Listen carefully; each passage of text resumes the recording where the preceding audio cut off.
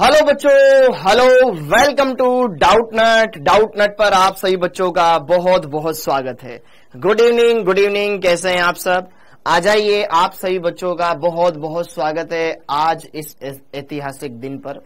Hello, good afternoon, good evening बेटा, good evening Mishra ji, hello Dilip, hello Ankita, hello Anjali, Shivam, Bharat, Shilpi, Ankita ji, hello Aneet, आ जाइए, आप सभी का बहुत बहुत स्वागत है। Hello Jaya, hello Banita, hello Bharat Mishra, Vikas Bhargav, yes Sadaqat, good evening, कैसे हो आप सभी? हाँ जी बिल्कुल, चंद्रयान मिशन अपना सक्सेसफुल हो चुका है। ओके, हेलो, विकास भार्गव, काजल, महक राजपूत, बहुत अच्छा फील हो रहा है। सुमित कश्यप, वेरी गुड बेटा, वेरी गुड, बहुत बढ़िया, अच्छा है यार, देश के गर्व की बात है ये तो। हेलो प्रभात, हेलो मंताशा, और आज ही बैच 1 और बैच 2 का भी विलय हो रहा है, ठीक है, इस उपलक्ष्य में। हाँ जी, हाँ भाई, अब दोनों बैच एक साथ आ चुके हैं, आरंभ बैच 1, आरंभ बैच 2, ठीक, ओके। बैच 1 का भी बैच 2 के साथ आज विलय हो चुका है कंप्लीटली। हेलो सिमरन, हेलो, हाँ जी, good evening Vikram, hello Nagendra, hello जी Nagendra ji, good evening, hello L14 बेटा अरविंद शर्मा, ओके, आ जाइए। हेलो धर्मेंद्र साहनी, बिल्कुल बेटा, हाँ चंद्रयान उतर गया है, ओके, हाँ जी बेटा Satyam Prajapati, okay. Hello Dharmendra, hello Pawan, कैसे हो आप? हितिक्षा, हेलो, मैंने कुछ नहीं किया है, मैं ड्रॉपर हूं। यार अगर आप ड्रॉपर हो, आपने कुछ नहीं किया है तो बेटा फिर हैप्पी बर्थडे बेटा कृष्णा, ओके, आ जाइए, ओके। आप सभी का बहुत बहुत स्वागत है। हाँ बिल्कुल भाई, रक्षाबंधन आने वाला है, ठीक है, तो चंदा मामा को राखी भेजी गएगी धरती की तरफ से। हाँ जी, ओके, जय हिंद बेटा, जय हिंद, आ जाओ भैया, आ जाओ, ओके। गुड इवनिंग, आप सभी बच्चों का बहुत बहुत स्वागत है आज की इस क्लास में। और जरा देखो ध्यान से, आज हम क्या करने वाले बेटा? आज हम बात करने वाले यहाँ पर लेक्चर नंबर 14 के बारे में, ठीक है। तो जरा देखो ध्यान से, 2 बजे बेटा आज क्लास नहीं थी पूनम, ओके, हाँ जी, ओके। अब जरा सारी चीजों को बढ़िया से क्लियर करते हैं, अच्छे से पढ़ते हैं, सारी बातें यहाँ पर समझते हैं, अच्छे से क्लियर करते हैं। हाँ, प्री रक्षाबंधन, हाँ बिल्कुल बेटा, ओके, हाँ जी। पालीवाल सर कहते हैं ब्लॉक कर देंगे। भाई अगर तू बार बार डिस्टर्ब करेगा तो ब्लॉक तो कर ही देंगे ना यार, मतलब पढ़ाई करने आए तो पढ़ाई करो यार, उसमें क्या दिक्कत है? मैं नहीं करता कि फिर तुम्हारे कमेंट हाइड, इसलिए तो करता हूं ना, क्योंकि मैं कमेंट हाइड इस वजह से तो करता हूं ना बेटा कि आप बड़ा कंटिन्यूअसली कमेंट करे जाते हो, क्लास का फ्लो बिगड़ता है, मेन रीजन वो है ना। हाँ जी, आप लेक्चर नंबर बेटा 14 ही डालें, लेक्चर नंबर 14 ही डालें बेटा। हेलो, ओके, आप लेक्चर नंबर 14 ही डालें बेटा। ठाकुर साहब बेटा पिछले लेक्चर में आया था क्या तू? ओके, हाँ जी, सब लेक्चर नंबर 14 ही डालेंगे, बैच 1 वाले भी और बैच 2 वाले भी बेटा, क्योंकि दोनों एक तरफ से बिल्कुल सही रूट पर हैं, एकदम बिल्कुल सही रास्ते पर हैं। हाँ जी, तो अब हम क्या बात करेंगे आज के लेक्चर में बेटा? हम पढ़ने वाले हैं आज के लेक्चर में हम आयनिक बंध, आज के लेक्चर में हम पढ़ने वाले हैं आयनिक बॉन्ड, आज के लेक्चर में हम पढ़ने वाले हैं आयनिक बॉन्ड। बहुत ही इंटरेस्टिंग टॉपिक है, बहुत ही मजेदार टॉपिक है, बहुत ही एकदम शानदार टॉपिक है, दोनों को बढ़िया समझ में आएगा, एकदम मस्त तगड़ा हो जाएगा टॉपिक। अब जरा देखो ध्यान से, टेस्ट का सिलेबस बता देता हूं। इस संडे को आपका टेस्ट है, इस संडे को आपका टेस्ट है, इस संडे को आपका टेस्ट है। उसमें 3 चैप्टर आ रहे हैं, एटॉमिक स्ट्रक्चर पहला चैप्टर, दूसरा पीरियोडिक टेबल, पीरियोडिक वाला चैप्टर, और थर्ड केमिकल बॉन्डिंग। अब बार बार कोई नहीं पूछेगा, ये 3 चैप्टर हैं जो कि आपके एग्जाम में, इस टेस्ट में पूछे जाएंगे, ओके, हाँ जी, क्लियर? एटॉमिक स्ट्रक्चर, पीरियोडिक और केमिकल बॉन्डिंग, ठीक है, हाँ जी। जरा देखो ध्यान से, ये 3 चैप्टर्स आएंगे बेटा, और उसी में से क्वेश्चन आएगा जो पढ़ाया गया है, उसी में से क्वेश्चन आएगा जो पढ़ाया गया है, उसी में से क्वेश्चन आएगा जो पढ़ाया गया है, उसी में से क्वेश्चन आएगा जो पढ़ाया गया है। बेटा आपको मैं क्या बोल रहा हूं, बैच 2 वाले बैच के बच्चे जो इस क्लास को देख रहे हैं, मैं आपको बता दूं बेटा कि कल हमने इसका लेक्चर देखा, फिर आज आपको यहां से स्टार्ट करना है, वहीं से जहां हमने खत्म किया था उसके बाद डायरेक्ट आयनिक बंद हेडिंग डाल लो, कोई दिक्कत नहीं है, डायरेक्ट आयनिक बंद हेडिंग डाल लो, यहां से सारी चीजें क्लियर होगी, हर एक बात समझ में आएगी। अरे कृष्ण मोहन लल्ला यही डालना है, बिल्कुल सही सुना है आपने, कोई फर्क नहीं पड़ेगा इससे। हाँ जी, अब जरा देखो ध्यान से, इसको क्लियर करते हैं। हाँ जी, तो सबसे पहले बच्चों हेडिंग डाल लो आयनिक बंध, और आयनिक बंध इस चैप्टर का दूसरा ऐसा टॉपिक है जो कि इंपॉर्टेंट है। पहला टॉपिक सहसंयोजक बंध है और दूसरा टॉपिक है आयनिक बंध जो कि इंपॉर्टेंट है। ओके, और फिर थोड़ा सा हाइड्रोजन बंध। ये 3 टॉपिक बेटा इस चैप्टर के बहुत इंपॉर्टेंट है। तो अब यहां पर हम अच्छे से सारी बातों को समझेंगे, हर एक बात को क्लियर करेंगे। ठीक है, क्वेश्चन आते हैं इससे। तो सबसे पहले तो हम बात करें आयोनिक बॉन्ड, हेडिंग डाल लीजिएगा बेटा।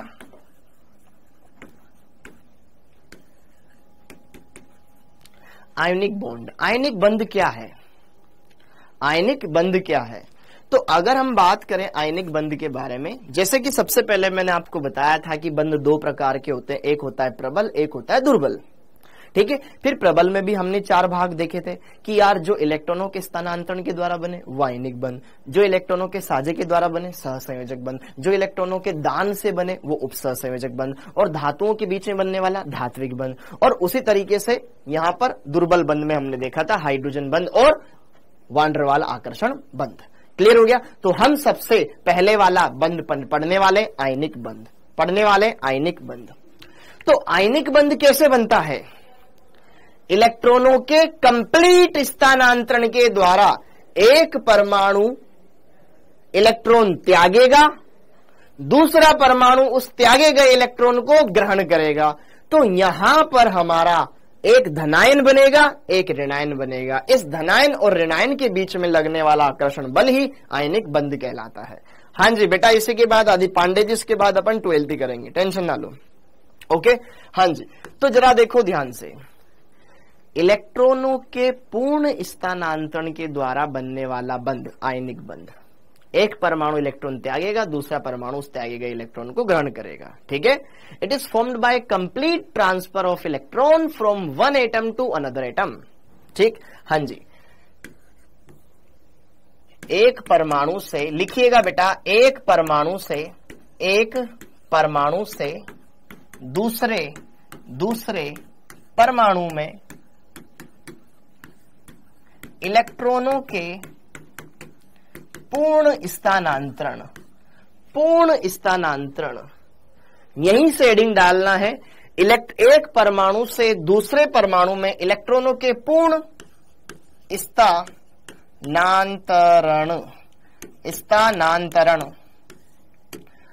स्थानांतरण के द्वारा बनने वाला बंध आयनिक बंध कहलाता है। आयनिक बंध कहलाता है। लिखेंगे बच्चों, आयनिक बंध कहलाता है।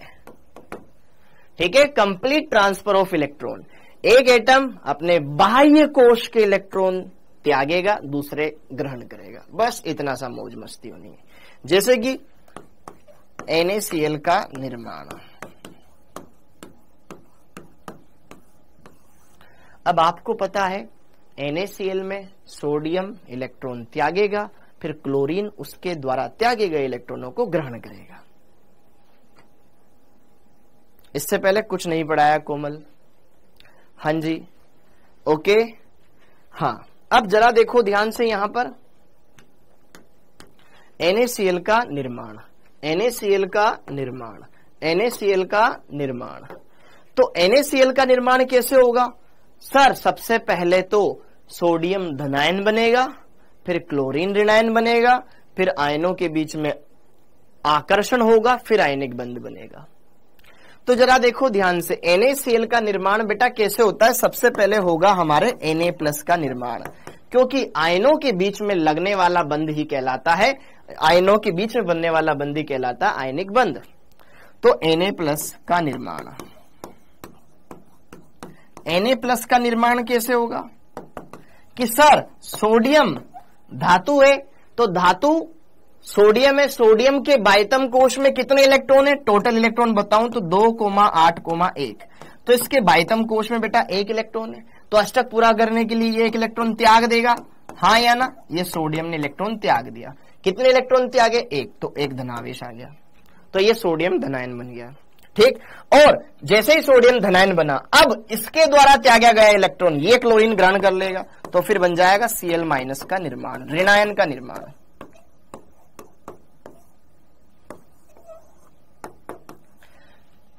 फिर क्या होगा?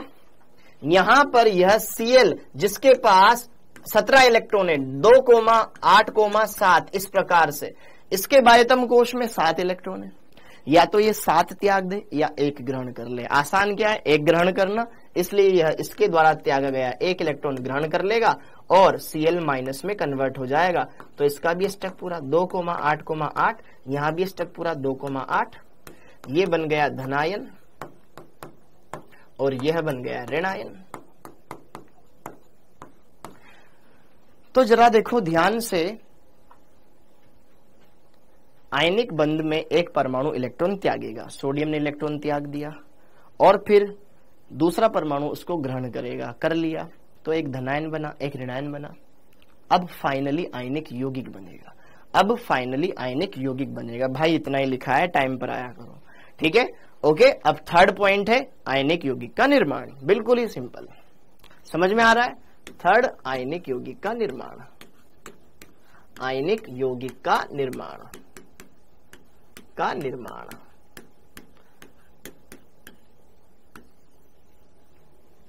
कि यार ये Na+ और ये Cl-। हाँ जी बेटा, बिल्कुल। अब जरा देखो ध्यान से, सोडियम परमाणु से हमने इलेक्ट्रॉन निकाला है, तो यहां पे जो ये सोडियम होता है ना बेटा, ये गैसीय अवस्था में होता है, ताकि हम गैसीय धनायन बना सके, और ये क्लोरीन परमाणु भी गैसीय अवस्था में होता है, ताकि हम एक गैसीय ऋणायन बना सके। क्यों? क्योंकि गैसों में इलेक्ट्रॉन ढीले बंधे होते हैं, तो आराम से निकाले जा सकते हैं, ठीक है? तो सोडियम परमाणु गैसीय अवस्था में जाकर के इलेक्ट्रॉन त्यागता है, तो गैसीय परमाणु से इलेक्ट्रॉन निकाला गया है, फिर गैसीय परमाणु में इलेक्ट्रॉन जोड़ा गया है। तो अब यहां पर मेरे पास Na+ गैस बन गया और Cl- गैसीय ऋणायन बन गया।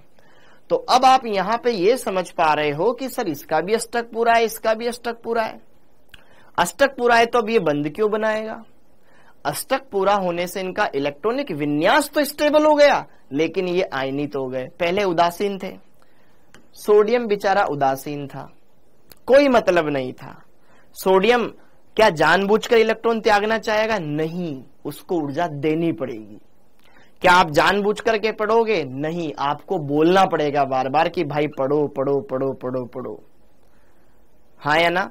बिल्कुल। अरे क्लास का एग्जैक्ट टाइम 5, ये 7:30 बजे ही था, 7:30 बजे से स्टार्ट हुई है बेटा क्लास। तो सारी रिएक्शन गैसियस मीडियम में होती है बेटा, अभिक्रिया में ताप देना पड़ता है ताकि उनके बॉन्ड टूट सके, ठीक है? ओके, तो जरा देखो ध्यान से, यहां पर इनका इलेक्ट्रॉनिक विन्यास तो स्टेबल है, परंतु ये आयनित अवस्था में, और आयनित अवस्था में आयन अनस्टेबल होता है, कोई भी परमाणु अनस्टेबल होता है, ठीक है? आपके घर वाले बोलते होंगे ना, देखिए आवारा की तरह घूमता रहता है, ठीक है? काम धंधे में ध्यान दे, क्यों? स्टेबल हो जाए, एक जगह ठहर जाए, इधर उधर घूमता रहेगा आवारों की तरह। तो जरा देखो ध्यान से, ये Na+, ये Cl-। मजा तो बहुत आ रहा है, लेकिन आवारों की तरह घूमेगा, तो ये कैसे? अनस्टेबल है, ये अस्थायी है। तो यार ये स्थायी कब हो जाए? आओ साथ में बॉन्ड बना लें। तो ये Na और ये Cl दोनों मिलकर के ठोस अवस्था में बॉन्ड बना लेते हैं, NaCl। तो यहां पर इस Na+ और इस Cl- के बीच में क्या ऐसा डंडा है? क्या Na और Cl के बीच में क्या ऐसा डंडा है? या फिर इस यहां पर Na+ है और Cl- है, दोनों के बीच में जस्ट आकर्षण है। ये धनायन है और ये ऋणायन है, इनके बीच में जस्ट अट्रैक्शन है। क्या है? तो जरा देखो ध्यान से, NaCl एक आयनिक यौगिक है जिसमें सोडियम ने इलेक्ट्रॉन त्यागे हैं, क्लोरीन ने इलेक्ट्रॉन ग्रहण किया है। तो यहां पर हमारे पास एक NaCl सॉलिड का निर्माण हुआ। यह एक आयनिक यौगिक है जिनके बीच में कोई डंडा नहीं होता, सिर्फ इनके बीच में अट्रैक्शन होता है और उसी आकर्षण बल को हम बंध बोलते हैं। तो ionic bond is not a bond, it is just a electrostatic force of attraction. यह कोई बंध नहीं है, यह एक आकर्षण बल है। तो पहले वाला गलत है, दूसरे वाला सही है। तो हम जब भी बनाते हैं ना बेटा Na+ Cl- कोई भी बनाते हैं, हम आयनिक यौगिकों में जैसे कि धातु अधातु के बीच में बॉन्ड नहीं बनाते हैं, कभी नहीं बनाते, बनाते तो भी गलत है। HCl के बीच में बॉन्ड बना सकते हैं क्योंकि ये अधातु है, ये अधातु है, इनके बीच में तो सहसंयोजक बंध बनता है। जबकि यहां पर सोडियम धातु है, क्लोरीन अधातु है, इनके बीच में आयनिक बंध बनता है। और आयनिक बंध, यूपी में बहुत बारिश हो रही है। हाँ, अरे पढ़ लो ना यार तुम। अब बोलोगे कि सर हमारे कमेंट क्यों हाइड करते हो, सर बारिश हो रही है, बारिश हो रही है, बारिश हो रही है। यार ऐसे थोड़ी ना काम चलता है यार। मैं कोशिश कर रहा हूं तुम्हारे कमेंट इग्नोर करूं, पर तुम कोशिश करना, तुम पढ़ाने नहीं दे रहे हो यार। मुंबई में भी बारिश हो रही है भाई, गुड़गांव में भी हो रही है, मैंने बताया। पढ़ लो ना चुपचाप, ठीक है। यहां पे पढ़ने आए हो, मुंबई में बारिश हो रही भाई, हो रही है तो नहा ले, जा पढ़ ले, पढ़ लो ना यार। जब अभी यहां पे क्लास में आए हो तो क्लास में पढ़ाए, क्लास के हिसाब से रहो ना। सर हमारे कमेंट बंद कर देते हैं। ये देखो, ये ठाकुर साहब बार बार कमेंट किया जा रहा है, एमपी में बारिश है, एमपी में बारिश है, एमपी में बारिश है। ऐसे मत करो यार, ठीक है। तो सही तरीके से पढ़ोगे तो मजा आएगा। हाँ जी, तो जरा देखो ध्यान से। अब ये किसी के फालतू कमेंट नहीं आ जानी चाहिए, कंप्यूटर जी को बुला लूंगा, ब्लॉक करवा दूंगा। कोई भी बच्चे का फालतू कमेंट आया ब्लॉक करवा दूंगा। सिर्फ पढ़ाई से रिलेटेड कमेंट आना चाहिए और कमेंट बहुत ही कम आने चाहिए। तुम क्लास को ऐसे देखा करो ना यार, ऐसे देखते हो क्या? ऐसे देखा करो, उसमें तो कमेंट दिखेगा ही नहीं। अगर किसी का कमेंट आया तो मैं ब्लॉक करवा दूंगा, यहां से सीधे मैं बुलाऊंगा, ब्लॉक कर दे इसको भाई। कोई भी हुआ, चाहे वो ठाकुर साहब हुआ या इधर से कनिष्क हुआ, कोई भी हुआ, मोंटी पाटले, कोई भी हुआ, तुम सबकी यहां पर स्टूडेंट आईडी आती, ब्लॉक करवा दूंगा बेटा। ओके, ज्यादा कमेंट ना करें, पढ़ें, आधा टाइम तो ऐसे ही चला जाता है। तो यहां पे जरा देखो ध्यान से, आयनिक यौगिक में क्या होता है? एक परमाणु इलेक्ट्रॉन त्यागेगा, धनायन बनाएगा, दूसरा परमाणु ऋणायन बनाएगा इलेक्ट्रॉन ग्रहण करके। तो दोनों के मिलने से दोनों के इसका धनायन और इसका ऋणायन बन गया, ये धनायन में कन्वर्ट हो गया, ये ऋणायन में कन्वर्ट हो गया। दोनों के धनायन और ऋणायन के बीच में लगने वाला आकर्षण बल, यही कहलाता है आपका आयनिक बल या आयनिक बंध। यही है आपका आयनिक बंध, आयनिक बंध, यही है आपका आयनिक बंध, ठीक है। ओके, ये है आपका आयनिक बंध, ये है आपका आयनिक बंध। ओके, ये है आपका आयनिक बंध। अब आगे, तो यहां पर आयनिक बंध के बारे में हमें इतना तो समझ में आ गया, एक परमाणु इलेक्ट्रॉन देता है, दूसरा उसको लेता है। इतना समझ में आया, बस इतना सा है। एक परमाणु इलेक्ट्रॉन देगा, जितने इलेक्ट्रॉन देगा उतना धनावेश आएगा, जितना इलेक्ट्रॉन दूसरा ग्रहण करेगा उस पर उतना ऋणावेश आएगा। क्या बोलते हो? क्लियर? ओके, ऐसे हो गया। तो अब आगे देखो, तो सोडियम धनायन बन गया, क्लोरीन ऋणायन बन गया। तो अब यहां पे जरा देखो ध्यान से, अब हमें यह पढ़ना है कि यार आयनिक बंध बनाने के लिए क्या कंडीशन होनी चाहिए। तो आयनिक बंध के लिए आवश्यक शर्त, आवश्यक शर्तें। आयनिक बंध कब अच्छा बनेगा, कब ज्यादा बढ़िया इसमें मजा आएगा बंध बनाने में? तो पहली कंडीशन क्या कि जो आयनिक बंध है वो धातु और अधातु के बीच में बनता है। फर्स्ट कंडीशन कि धातु एक धातु होनी चाहिए, दूसरी अधातु होनी चाहिए, क्योंकि धातु और अधातु मिलकर ही आयनिक बंध बनाती है। धातु और अधातु मिलकर ही आयनिक बंध बनाती है। First condition, metal plus non metal. Very good Deepti. Okay, हाँ जी, एक धातु हो दूसरी अधातु हो। जैसे कि पहले वर्ग की कोई धातु ले लो, दूसरे वर्ग की कोई धातु ले लो, अधातु 15वें वर्ग की ले लो, 16वें वर्ग की ले लो, 17वें वर्ग की ले लो, उनके बीच में। हाँ जी, ये पहला रीजन। दूसरा, अब देखो ध्यान से, आयनिक बंध बनाने के लिए धातु को इलेक्ट्रॉन त्यागना पड़ेगा, तो हम कौन सी धातु ले? तो जरा देखो ध्यान से, यहां पर सोडियम Na+ बनाता है, धनायन बनाता है, तो सोडियम ने इलेक्ट्रॉन त्यागा, तो कोई भी परमाणु इलेक्ट्रॉन अपने आप तो नहीं त्यागता, उसको ऊर्जा देनी पड़ती है। तो किसी भी गैसीय परमाणु से इलेक्ट्रॉन निकालने के लिए दी गई ऊर्जा क्या कहलाती है? आयनन ऊर्जा। आयनन ऊर्जा अगर थोड़ी सी ऊर्जा देने में काम चल जाए, मतलब यार ये तो बहुत बढ़िया है यार। कोई ईंधन ऐसा है तुरंत आग पकड़ लेता है, कोई बहुत जलाने के बाद आग पकड़ता है, मतलब अच्छा ईंधन कौन है? जो जल्दी जल रहा है, फटाफट से जल रहा है। तो उसी तरीके से यहां पर धातु ऐसी होनी चाहिए, धातुओं के लिए आयनन ऊर्जा कम होनी चाहिए, धातुओं के लिए आयनन ऊर्जा कम होनी चाहिए, धातुओं की आयनन ऊर्जा कम होनी चाहिए, तब अच्छा आयनिक बंध बनेगा। क्योंकि अच्छी धातु जल्दी इलेक्ट्रॉन त्यागेगी और जल्दी इलेक्ट्रॉन त्याग के जल्दी धनायन बनाएगी। तो यहां पर धातुओं की Ie आयनन ऊर्जा का मान कम होना चाहिए, कम होना चाहिए, तो अच्छे से यहां पर धनायन बनेगा, हमें कम ऊर्जा देनी पड़ेगी। सेम अधातुओं के लिए, अधातु उस इलेक्ट्रॉन को ग्रहण करती है। जब भी कोई गैसीय परमाणु इलेक्ट्रॉन ग्रहण करता है तो ऋणायन बनाता है, उस दौरान ऊर्जा निकलती है, उस निकलने वाली ऊर्जा को क्या कहा जाता है? इलेक्ट्रॉन बंधुता। इलेक्ट्रॉन बंधुता वो ज्यादा से ज्यादा होनी चाहिए, क्योंकि जितनी ज्यादा ऊर्जा बनेगी, जितनी ज्यादा ऊर्जा निकलेगी, सिस्टम की ऊर्जा घट जाएगी, सिस्टम स्टेबल हो जाएगा। तो दूसरा पॉइंट, अधातुओं की Ea इलेक्ट्रॉन बंधुता, Ea का मान अधिक होना चाहिए, अधिक होना चाहिए, अधिक होना चाहिए। क्लियर हो गया बेटा? वेरी गुड, बहुत बढ़िया। हाँ वेरी गुड बेटा दीप्ति। अब अगला देखो, फोर्थ पॉइंट। अब एक धनायन हमने बना लिया, एक ऋणायन हमने बना लिया।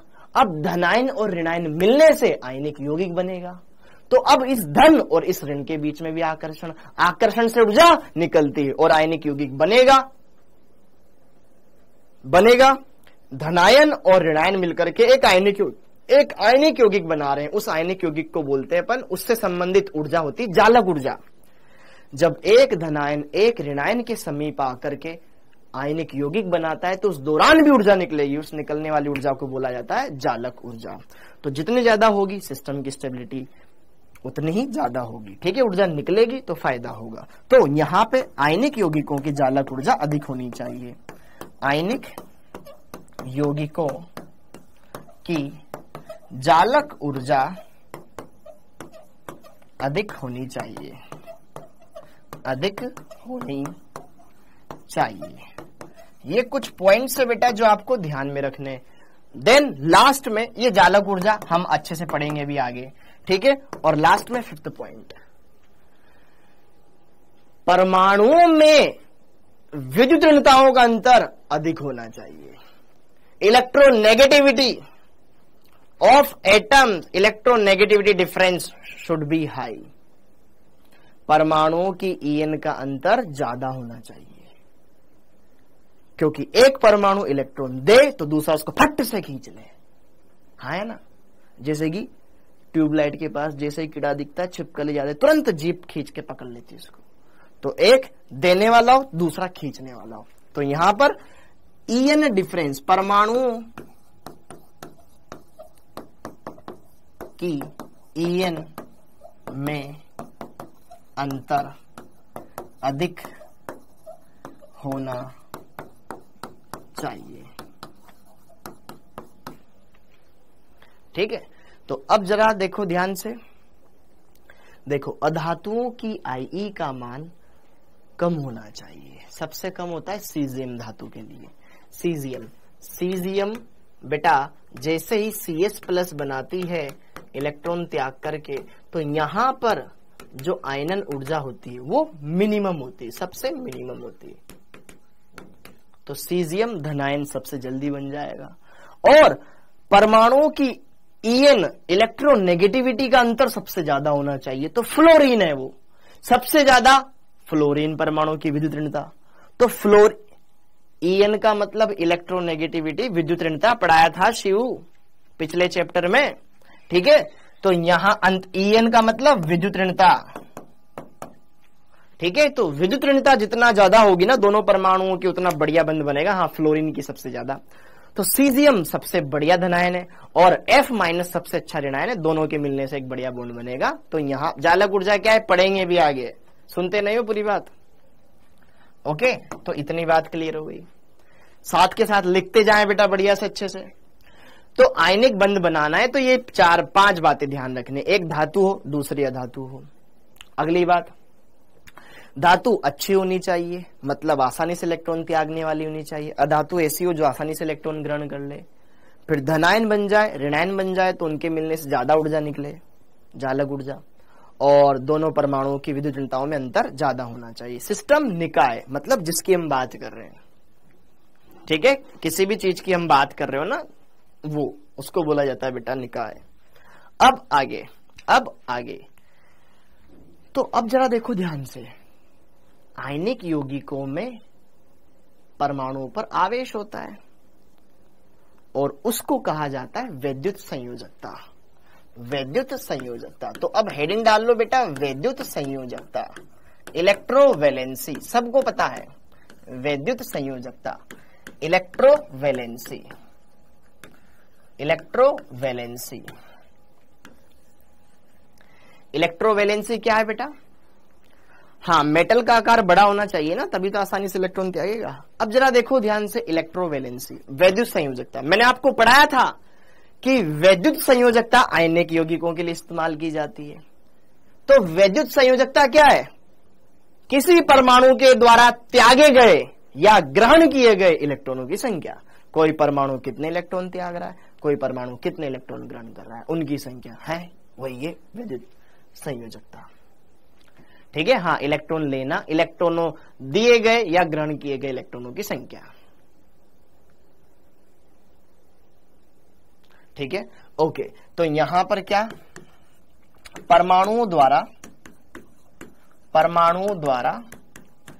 त्यागे या ग्रहण किए गए इलेक्ट्रॉनों की संख्या।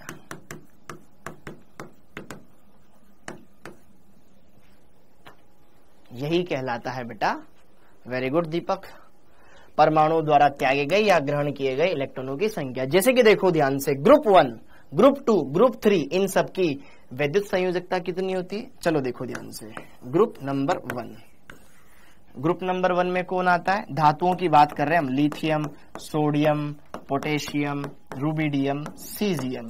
इन सब की वैद्युत संयोजकता कितनी होती है बेटा? इन सब की वैद्युत संयोजकता कितनी होती है? संयोजकता बेटा, वैद्युत संयोजकता कितनी होती है? 1। इन सब की बेटा वैद्युत संयोजकता कितनी होती है? 1। प्लस माइनस आवेश को बताता है। हम केवल संख्या देख रहे हैं, कितने इलेक्ट्रॉन त्यागे, कितने ग्रहण किए। 1 इलेक्ट्रॉन त्यागा, 1, 2 त्यागे, 2। संख्या में आवेश नहीं लगाते हैं, ठीक है, चिन्ह नहीं लगाते हैं। तो इनके लिए बेटा, इनके लिए होती है कितनी? 1। वैद्युत संयोजकता इनकी होती 1। ग्रुप 2 वालों की कितनी होती है? ग्रुप 2 में आ जाएंगे आपके beryllium, magnesium, calcium, strontium, barium. इनके लिए कितनी होती है? 2, क्योंकि इनके बाह्यतम कोश में 2 इलेक्ट्रॉन होते हैं। 2 इलेक्ट्रॉन त्याग करके ये बंध बनाने की कोशिश करते हैं। हाँ जी, ग्रुप नंबर 3, ग्रुप नंबर 13, 3 क्या 13, group number 13, group number 13, group number 13 के बाह्यतम कोश में 3 इलेक्ट्रॉन होते हैं, तीनों ही त्याग देते हैं बेचारे। जैसे कि जनरली अपन बात करें एल्यूमिनियम, गैलियम, इंडियम, थेलियम, ये धातुएं हैं, ये धातुएं हैं, ठीक है। तो इनके बाह्यतम कोश में 3 इलेक्ट्रॉन होते हैं, तीनों के तीनों त्याग देते हैं, और यहां पर 3 इनकी इलेक्ट्रोवैलेंसी होती है। हमने ऑलरेडी पढ़ा हुआ है, बस एक बार वापस निगाह में आ जाए ना चीजें तो बढ़िया रहेगी। मोनोपाल चुप हो जा, ठीक है, तेरा स्टूडेंट आईडी पता है वरना मेरे को, ठीक है। तो इनके बारे में पता चल गया। अब इसी की तरह से यहां पर ग्रुप नंबर 15 वालों की, क्योंकि जनरली इन्हीं के आपस में कंपाउंड बनेंगे ना, जैसे कि 15 वाले में कौन आता है, नाइट्रोजन आता है, इनके लिए नाइट्रोजन, फॉस्फोरस जनरली यही काम आएंगे, नीचे वाले भी काम आते हैं। इनके बाह्यतम कोश में 5 इलेक्ट्रॉन होते हैं, तो ये 3 इलेक्ट्रॉन ग्रहण कर लेंगे ना, 3 इलेक्ट्रॉन ग्रहण कर लेंगे। अरे नाइट्रोजन के बाह्यतम कोश में 5 इलेक्ट्रॉन होते हैं, तो अष्टक पूरा करने के लिए 3 इलेक्ट्रॉन ग्रहण कर लेगी ना, ये धातुएं इलेक्ट्रॉन देगी, ये ग्रहण कर लेगी, तो 3 इलेक्ट्रॉन ग्रहण करती है, ठीक है। अरे आशु जी वो भी देख लेंगे, कोई दिक्कत नहीं है। जनरली इन्हीं के कंपाउंड्स आपको मैक्सिमम देखने को मिलते हैं, इसलिए मैं बात कर रहा हूं। ग्रुप नंबर 16 में आप ऑक्सीजन, सल्फर, सेलेनियम, इनके लिए ध्यान रख लो काफी।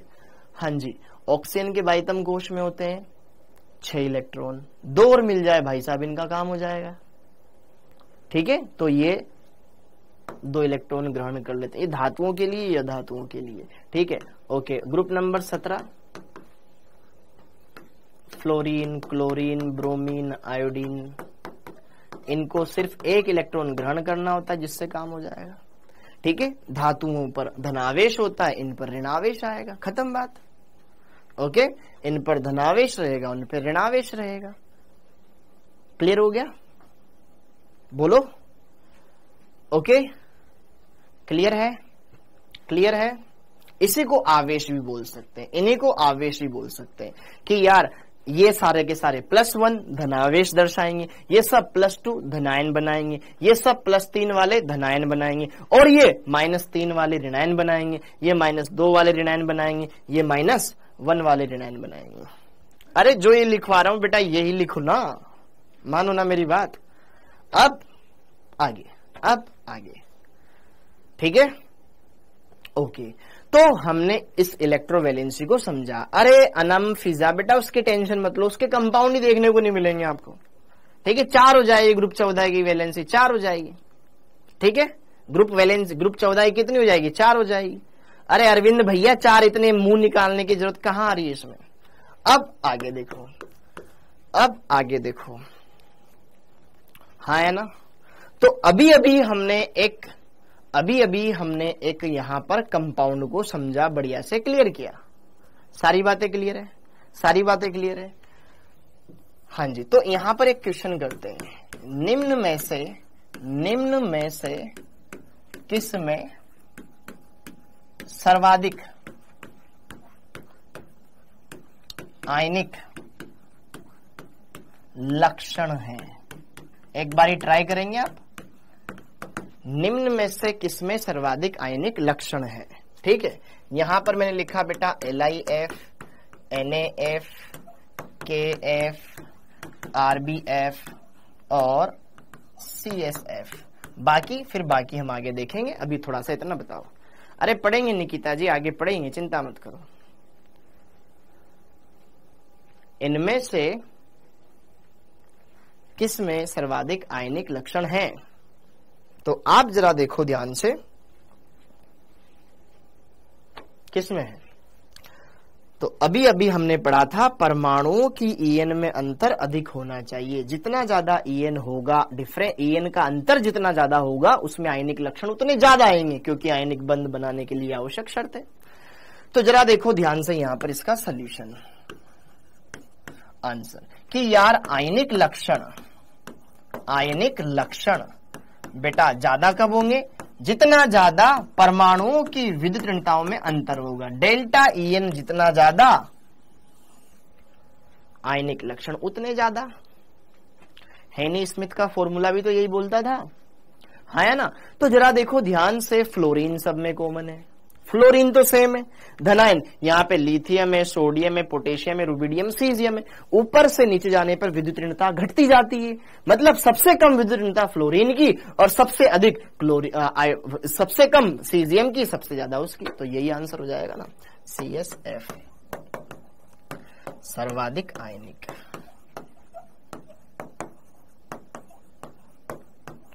अगर यही क्वेश्चन ऐसे पूछ लेता, सर्वाधिक सहसंयोजक कौन? इन सब में सहसंयोजक ये LIF सर्वाधिक सहसंयोजक या न्यूनतम आयनिक।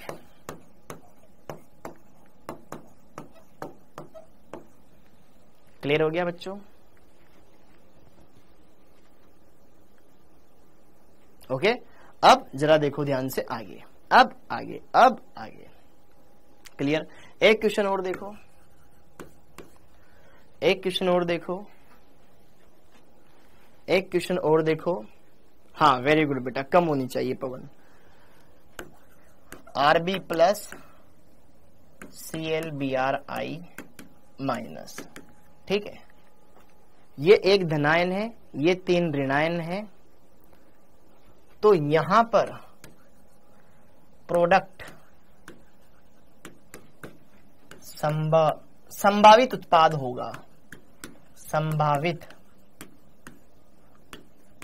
अधिक संभावित उत्पाद होंगे।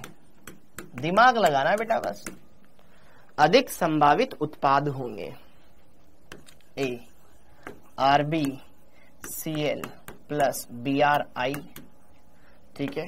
B RbBr plus CS ice, अरे नहीं यार ये IBr लिखना पड़ेगा ना मुझे, IBr यहां पर ICl, C RbI plus BrCl या D तीनों।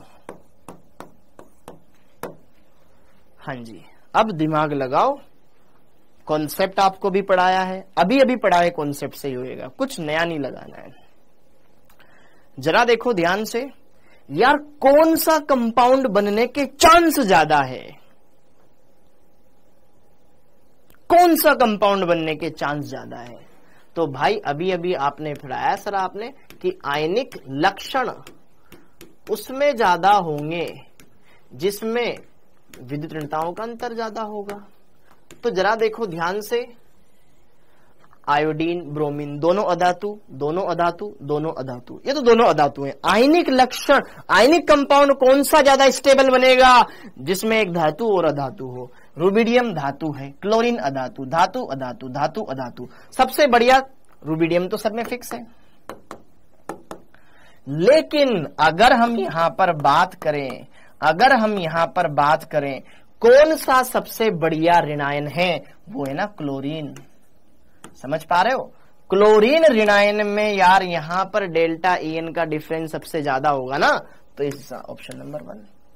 रुबिडियम तो फिक्स कर दिया, सबसे ज्यादा विद्युत ऋणता इसकी है, फिर ब्रोमीन की है, फिर आयोडीन की, सबसे कम रुबिडियम की है ना। विद्युत ऋणता हेलोजनों की ज्यादा होती है ना, तो सबसे ज्यादा स्टेबल कंपाउंड ये बनेगा। तो RbCl और IBr ये 2 कंपाउंड बन जाएंगे। खट्ट से दिमाग लगाना था, हो गया क्वेश्चन। ठीक है, वेरी गुड, बहुत बढ़िया। तो हमने इस बात को भी क्लियर कर लिया, तो यहां पर हमने ये सीख लिया बेटा कि आयनिक कंपाउंड बनाने के लिए क्या कंडीशन आवश्यक होती है। अब आयनिक कंपाउंड में नई कॉपी ले ले बेटा। अब आयनिक कंपाउंड में हमने इन चीजों को तो समझ लिया। अब आयनिक कंपाउंड से रिलेटेड, आयनिक बंध बनाने से रिलेटेड हमने ये चीजें समझ ली। एक चीज बार बार आ रही थी बीच में, जालक ऊर्जा क्या है, जालक ऊर्जा क्या है, बच्चे बार बार चिल्ला रहे थे, परेशान हो रहे थे। तो इन सबकी परेशानियों का इलाज करते हैं और जालक ऊर्जा क्लियर करते हैं। तो हेडिंग डाल लो, जालक ऊर्जा।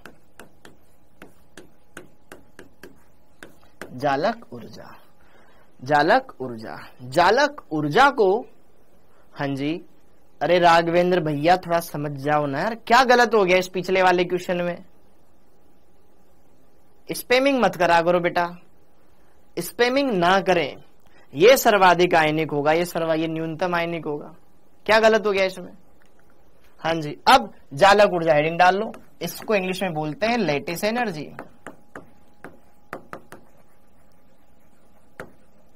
Lattice energy, lattice energy, lattice energy. हाँ जी, वेरी गुड बेटा आराधना, बहुत बढ़िया, कांग्रेचुलेशन बेटा।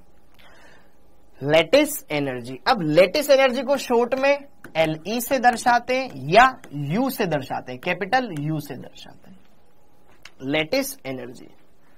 अरे क्या होगा, क्या करना चाह रहे हो? गैस में होगा क्या? अरे भाइयों, 2 क्वेश्चन हमने करे, LIF, NAF, KF, RBF में कौन किसमें आयनिक लक्षण ज्यादा होंगे? तो जिसमें विद्युत ऋणताओं का अंतर ज्यादा होगा। फ्लोरीन तो फिक्स है ना, यहाँ क्लोरीन है, यहाँ पे ये है, सोडियम पोटेशियम। राघवेंद्र भैया मत टाइम वेस्ट करा करो, ठीक है, आगे बढ़ो, ठीक, ओके। पर्सनल मुझे भेज देना अगर कुछ दिक्कत आई तो। अब आगे देखो बेटा, आगे देखें। हाँ, अब हेडिंग डाल लो, लेटिस एनर्जी जालक ऊर्जा। शॉर्ट में इसे LE, RBCl और IBR। सही तो लिखा है अमित पांडे जी। EN क्या है? इलेक्ट्रोनेगेटिविटी। बेटा रेगुलर क्लास में नहीं आता पढ़ने, EN पता नहीं तुम्हें? अबे कौन है ये? EN मतलब विद्युत ऋणता। क्लास छोड़ छोड़ के देखते हो, फिर बोलते हो समझ में नहीं आता है। विद्युत ऋणता, क्लास छोड़ छोड़ के देखते हो, फिर बोलते हो समझ में नहीं आता है। विद्युत ऋणता, तुम्हारा तो कमेंट करने का अधिकार नहीं है। विद्युत ऋणता पढ़ा ही नहीं, इसका मतलब तुमने। हाँ जी, अब जरा देखो ध्यान से, जालक ऊर्जा क्या है? जब 1 मोल आयनिक यौगिक का निर्माण उसके गैसीय आयनों के मिलने से हो तो उस दौरान जो ऊर्जा निकलती है, उस निकलने वाली ऊर्जा को कहा जाता है जालक ऊर्जा। क्या बोलो? जब 1 मोल आयनिक यौगिक का निर्माण उसके गैसीय आयनों से मिलकर होता है, गैसीय धनायन और गैसीय ऋणायन, तो जो ऊर्जा निकलती है उस निकलने वाली ऊर्जा को क्या कहा जाता है? जालक ऊर्जा। तो ये धनायन, ये ऋणायन, इन दोनों के मिलने से 1 मोल आयनिक यौगिक बना, तो जो ऊर्जा निकली उस ऊर्जा को बोलेंगे हम जालक ऊर्जा। और अगर उतनी ऊर्जा वापस दे दूं हम, बट वापस टूट जाएगा। तो 1 मोल आयनिक यौगिक बनने के दौरान निकलने वाली ऊर्जा भी जालक ऊर्जा, और 1 मोल आयनिक यौगिक को तोड़ने के लिए आवश्यक ऊर्जा भी जालक ऊर्जा। हम आमतौर पर बनने की बात करते हैं, हम तोड़ने में बिलीव नहीं करते, बनाने में विश्वास रखते हैं। तो जरा देखो ध्यान से, जालक ऊर्जा क्या है? 1 मोल आयनिक यौगिक, 1 मोल आयनिक यौगिक के का उसके गैसीय आयनों, 1 मोल आयनिक यौगिक का उसके गैसीय आयनों के द्वारा निर्माण के दौरान उत्सर्जित ऊर्जा ही जालक ऊर्जा कहलाती है। जालक ऊर्जा कहलाती है। इसी एनर्जी को क्या कहा जाता है बेटा? जालक ऊर्जा कहा जाता है। ठीक है, या फिर इतनी ऊर्जा और दे दो, कंपाउंड टूट जाएगा। समझ में आया? गैसीय आयन, जैसे कि मान लो कोई मेरे पास ये धनायन है, गैसीय धनायन है, और ये मेरे पास कोई गैसीय ऋणायन है। बेचारे ये धनायन ये ऋणायन दोनों मिले और 1 मोल इन्होंने आयनिक यौगिक बना लिया MX ठोस, 1 मोल। तो इस दौरान जो ऊर्जा निकलेगी, इस दौरान EA क्या है? RJ रावणी, पढ़ने नहीं आता है।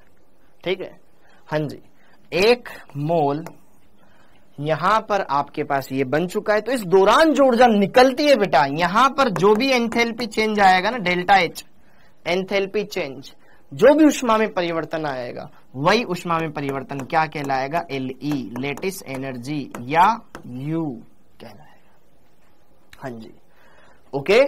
यहां पर जब एक धनायन, एक मोल धनायन एक मोल ऋणायन से मिलेगा तो एक मोल आयनिक यौगिक बनेगा। पढ़ा था हमने, ये एक मोल धनायन, ये एक मोल ऋणायन, स्टोइकियोमेट्री रस समीकरण मिति गुणांक देखो, इसका एक है, इसका एक है, तो उसका भी एक ही है। ठीक है, तो उस आधार पर हमने बोला। बेटा इनको मत बताया करो, ये पढ़ने नहीं आते हैं, मनताशा मत बताया करो इनको, ज्ञान बांटने की जरूरत नहीं है। जो नहीं आता इसको मत बताया करो, रेगुलर आएगा तो सीखेगा, नहीं आएगा तो भुगतो। ठीक, ओके। हाँ जी, गैसीय धनायन गैसीय ऋणायन मिलने पर जब ये आपके पास आयनिक यौगिक बना तो उस दौरान जो ऊर्जा निकलेगी वो ऊर्जा कहलाएगी बेटा जालक ऊर्जा। ठीक है, और अगर उतनी ऊर्जा दे दोगे तो टूट जाएगा। खत्म बात, ओके।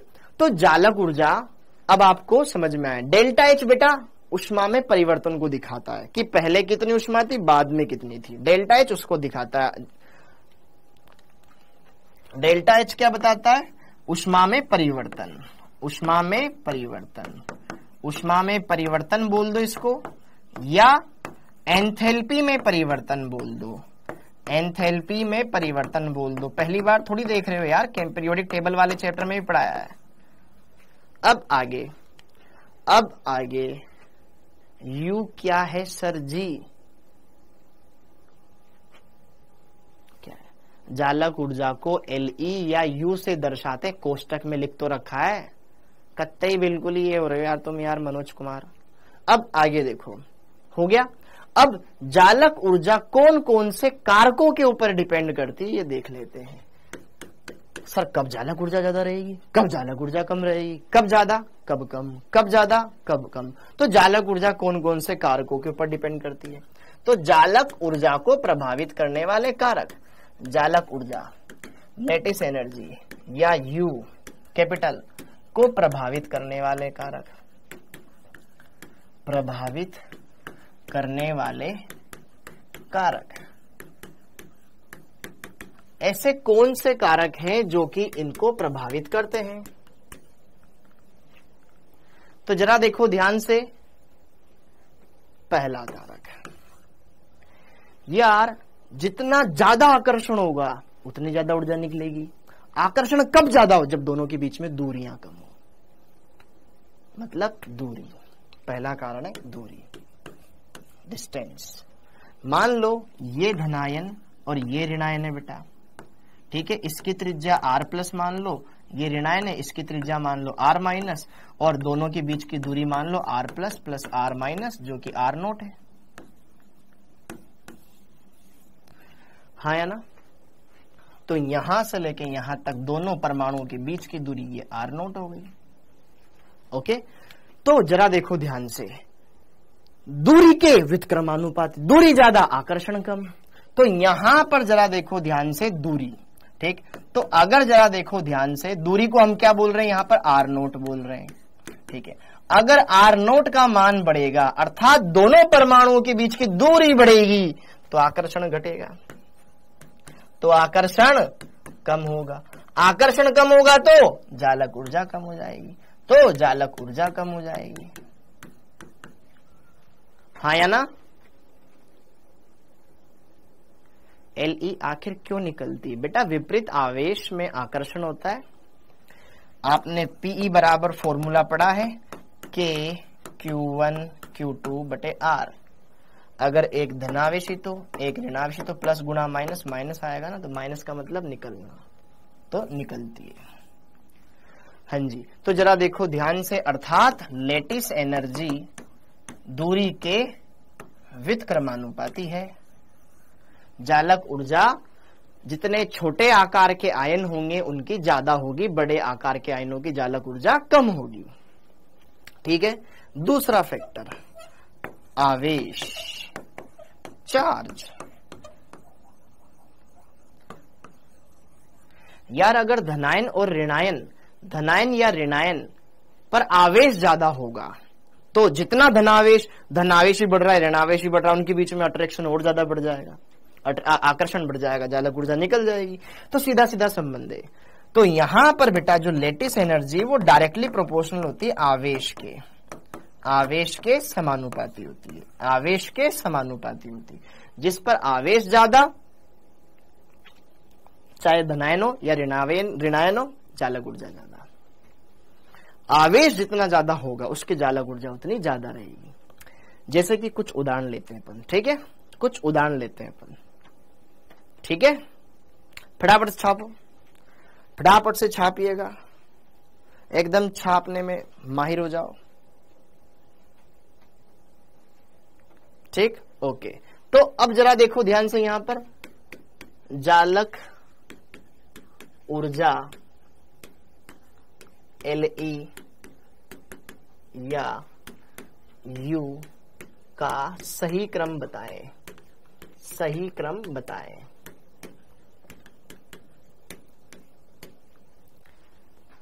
पहला क्वेश्चन, ठीक है, किसकी जालक ऊर्जा ज्यादा, किसकी जालक ऊर्जा कम। Are you getting my point? ठीक है। जैसे कि मान लो मैं चला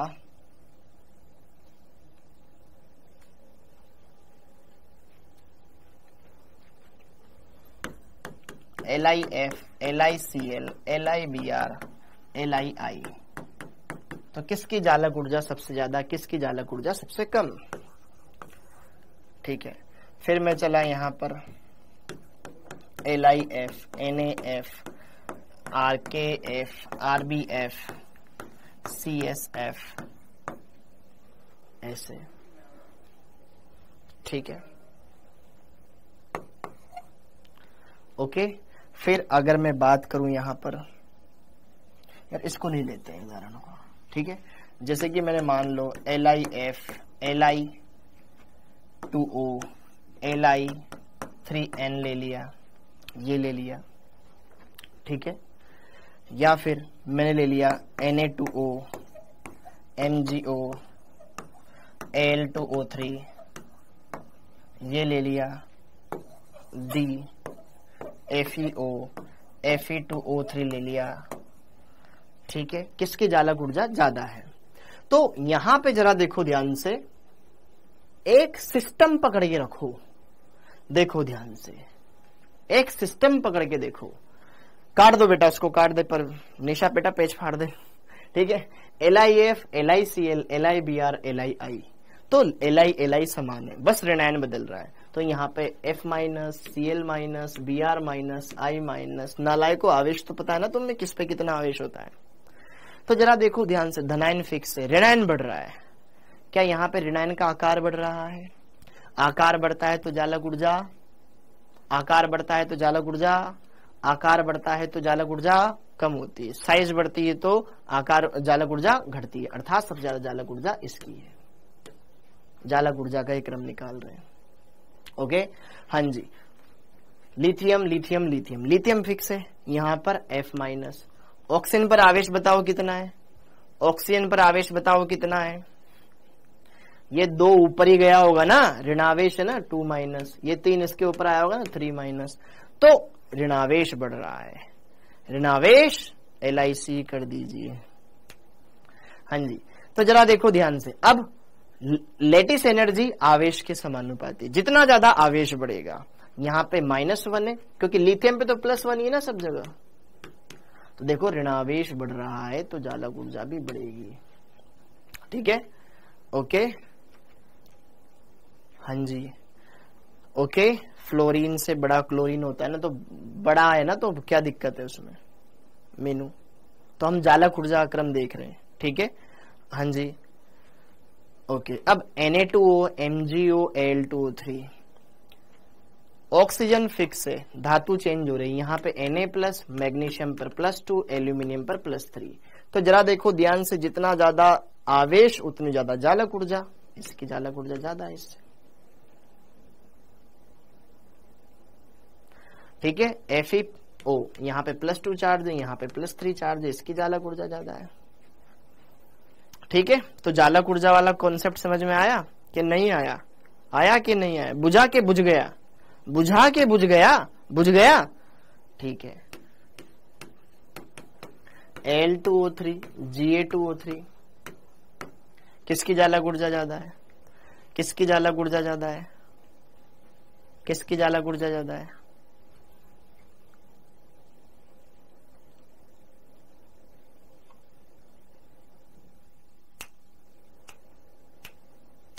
एल्यूमिनियम पर आवेश +3, गैलियम पर आवेश +3, एल्यूमिनियम, गैलियम,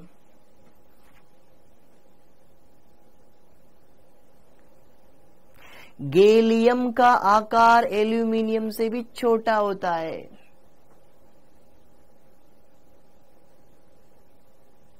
पता है कि नहीं पता? क्या गैलियम का आकार एल्यूमिनियम से भी छोटा होता है? गैलियम तो पहले ही छोटा है एल्यूमिनियम से। अब आपने धनावेश लगा दिया तो धनावेश तो और छोटा हो गया।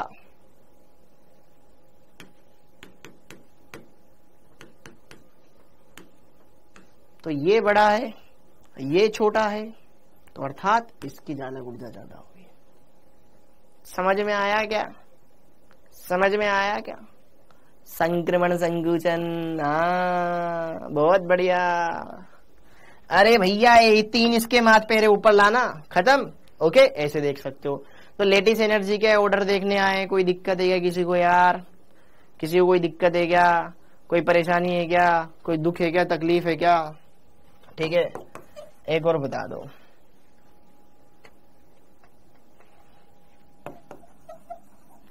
MgF2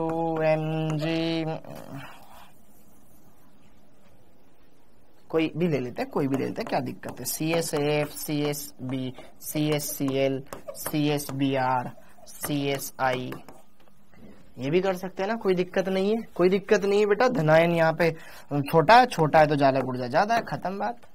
ठीक है, ओके, वेरी गुड। तो जालक ऊर्जा वाले कोई भी क्वेश्चन आ जाए, आप ढंग से उसके साथ खेल सकते हो। एकदम बहुत ही सिंपल क्वेश्चन आता है, बहुत ही आसान आता है, ढंग से कर सकते हो। बोलो, समझ में आया क्या? समझ में आया क्या? मचा दोगे ना गदर? ठीक है, तो इस तरीके से यहां पर हमने ये चीजें देखी, हर एक कॉन्सेप्ट को क्लियर किया। अब EFG Li2O Na2O, यहां पर MgO, यहां पर देखिएगा ना आप MgCl2, यहां पर आप देखिएगा तनिक Al2O3। हाँ जी, जालक ऊर्जा का क्रम बताएं। हाँ जी, लेटिस एनर्जी का ऑर्डर बताएं, जालक ऊर्जा का क्रम बताएं, जालक ऊर्जा का क्रम बताएं। सर झुनझुना बजा रहे हैं, ई वाला गलत कर दिया आपने। अरे यार सॉरी बेटा, गलत कर दिया तो। अरे यार, गैलियम का साइज बेटा एल्यूमिनियम से भी छोटा होता है। आर के मुजफ्फर, एल्यूमिनियम आपने पढ़ा है लेंथेनाइड कॉन्ट्रैक्शन, संक्रमण संकुचन पढ़ा है कि गैलियम का साइज बहुत ही ज्यादा छोटा हो जाता है। ठीक है, ओके, हाँ जी, ओके। अब जरा देखो ध्यान से, यहां पर इनमें बताओ सबसे ज्यादा जालक ऊर्जा, सबसे ज्यादा जालक ऊर्जा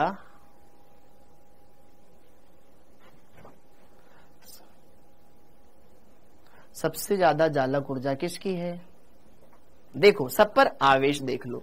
यहां पर लिथियम है, देखो लिथियम का कोई भाई है क्या दूसरा? नहीं है। मैग्नीशियम यहां पर भी है, मैग्नीशियम यहां पर भी है। यहां पर -2 है, यहां पर Cl- है, Cl 2 बड़े बड़े Cl है ना। और यहां पर एल्यूमिनियम पर +3 चार्ज है, ऑक्सीजन पे -2 चार्ज है, यहां पर सोडियम पर +1 है, यहां पे -2 है, यहां पे +1 है, यहां पे -2 है। तो देखो ध्यान से, सोचो सोचो सोचो सोचो, देखो ध्यान से यार, आवेश +1 +1 +2 फिर +3, ओहो हो। तो यार यहां पे जरा देखो ध्यान से, क्या यार धनावेश जितना ज्यादा होगा, आवेश देखो, एक यहां पे हमें ये क्रम तो लिखना ही लिखना है, लेकिन मैं आपको बता दूं, आवेश एवं आकार दोनों में आवेश ज्यादा प्रभावी कारक होता है, आवेश ज्यादा प्रभावी कारक होता है, मोर डोमिनेटिंग फैक्टर, आकार ज्यादा प्रभावी कारक होता है।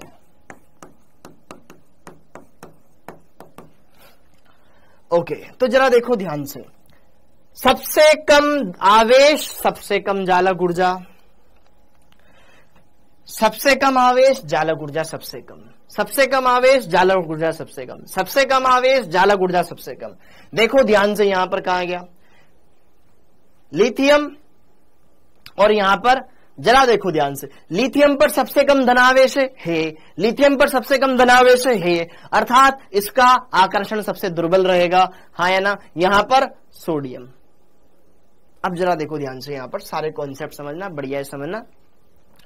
क्या आपने विकर्ण संबंध पढ़ा था लिथियम और मैग्नीशियम में? क्या हमने ये बोला है कि आकार, लिथियम का आकार मैग्नीशियम के बराबर होता है? बोला था बेटा। लेकिन अगर मैं दोनों पे +1 आवेश लगा दूं तो दोनों का आकार बराबर, लेकिन इस पे +2 आवेश लगा दूं तो ये और छोटा हो गया, हाँ या ना। तो जरा देखो ध्यान से, अगर मैं लिथियम प्लस और Mg2+ की बात करूं तो भैया ये बड़ा है आकार में, इन दोनों का आकार तो बराबर होता है, लेकिन आवेश में तो ये हो गया। जरा देखो ध्यान से, अब इसमें देखो, सबसे अगर हम देखें सबसे बड़ा धनायन कौन सा है, सबसे बड़ा धनायन कौन सा है, सबसे बड़ा धनायन कौन सा है, मेरे को ये बता दो। धनायन का आकार, धनायन का आकार देखो भाई, यहां पर एल्यूमिनियम पे +3 है, फिर मैग्नीशियम पे +2 है, सोडियम पर +1 है। तो धनावेश घटने पर आकार बढ़ता है, लिथियम ऊपर आता है, सोडियम नीचे आता है।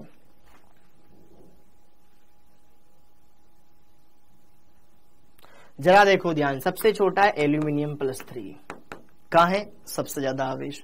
फिर इससे बड़ा होना चाहिए मैग्नीशियम 2+, फिर मैग्नीशियम 2+ से ही बड़ा है लिथियम प्लस, भले ऊपर वाले वर्ग में सबसे बड़ा है सोडियम प्लस। धनायन पर जैसे जैसे धनावेश बढ़ता जाता है, आकार घटता जाता है, तो आकार सबसे ज्यादा छोटा इसका होगा।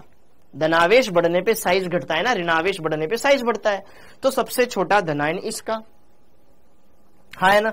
ऋणायन का आकार देखो, अब ऋणायन का आकार देखो, अब O-2 और Cl- में कौन बड़ा कौन छोटा, बता दो। O-2 के Cl-, O ऑक्सीजन दूसरे आवर्त का है, Cl तीसरे आवर्त का है, जैसे ऋणावेश आया और बड़ा आकार हो गया। तो जिसका धनावेश भी छोटा, ऋणावेश भी छोटा, आवेश भी ज्यादा, तो सबसे ज्यादा जालक ऊर्जा किसकी है? सबसे ज्यादा जालक ऊर्जा है बेटा Al2O3 की, क्योंकि इसमें धनायन भी छोटा है, आवेश भी ज्यादा है, ऋणायन भी छोटा है, आवेश भी ज्यादा है। ठीक है, फिर इसके बाद अगला कॉम्बिनेशन बनेगा तो वो मैग्नीशियम का बनेगा, अगला कॉम्बिनेशन बनेगा तो मैग्नीशियम का बनेगा, तो मैग्नीशियम वाले की जालक ऊर्जा अब ज्यादा आएगी। तो जरा देखो ध्यान से, अब मैग्नीशियम में ऑक्साइड भी है, मैग्नीशियम में क्लोराइड भी है, मैग्नीशियम में ऑक्साइड भी है, मैग्नीशियम में क्लोराइड भी है, तो मैग्नीशियम तो दोनों में कॉमन, लेकिन छोटा MgO, ऑक्सीजन तो MgO की जालक ऊर्जा ज्यादा। ठीक है, फिर आ जाएगा आपके पास MgCl2, फिर उसके बाद आ जाएगा आपके पास अब लिथियम वाला, लिथियम का कंपाउंड Li2O, और सबसे Na2O लास्ट में, हाँ या ना।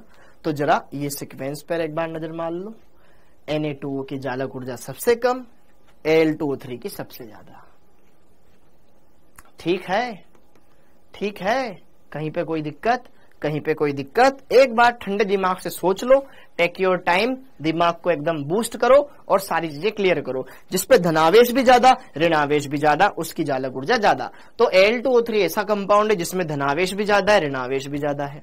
फिर उसके बाद यहां पर +2 धनावेश और -2 ऋणावेश, यहां पे सबसे ज्यादा +3 वाला, फिर ये +2 वाला, फिर यहां पर ये क्लोरीन बड़ा आकार का हो गया बेटा।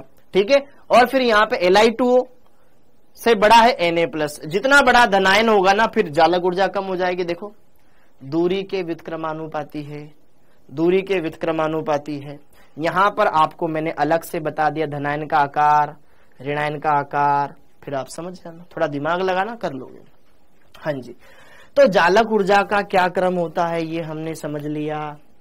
तो जरा देखो ध्यान से यहां पर आवर्ती विचलन, Le का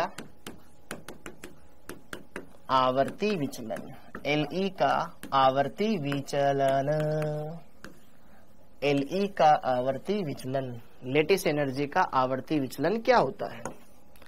तो बहुत ही सिंपल है, लेफ्ट टू राइट, बाएं से चले दाएं, बाएं से दाएं, बाएं से दाएं, और टॉप टू बॉटम, ऊपर से नीचे। अब बच्चों बताओ बाएं से दाएं चलने पर क्या आकार में कमी आती है? तो जालक ऊर्जा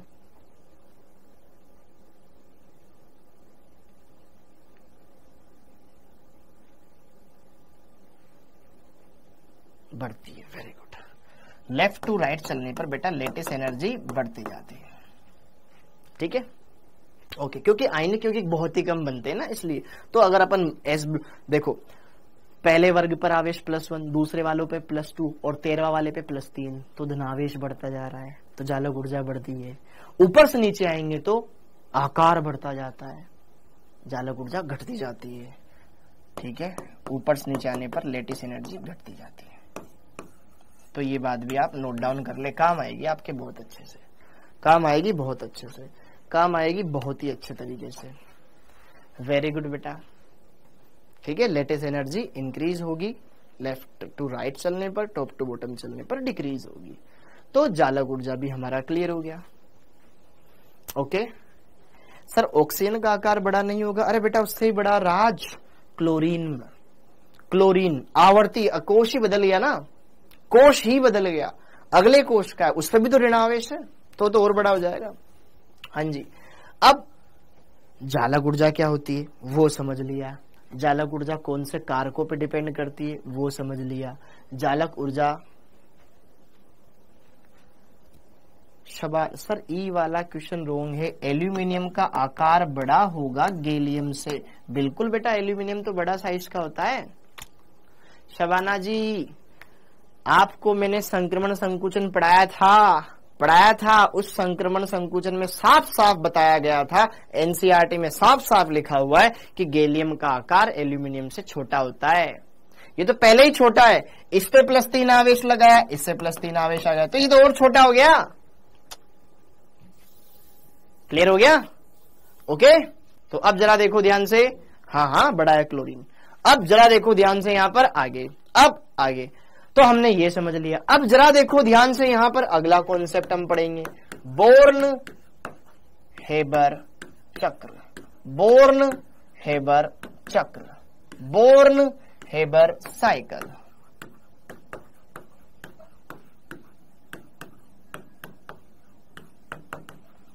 जालक ऊर्जा की गणना कैसे की जाती है? जालक ऊर्जा की गणना कैसे की जाती है? अरे सही तो बताया है, उसका आकार छोटा है ना, तो छोटा आकार वाले की जालक ऊर्जा ज्यादा रहेगी ना शानू भाई। कौन सा क्वेश्चन रिपीट कर दूं? ये वाला क्वेश्चन बेटा खुद दिमाग लगाना थोड़ा सा, आप खुद कर लोगे। इतना तो एक्सप्लेन करा है यहाँ पे पूरा बोर्ड भर के।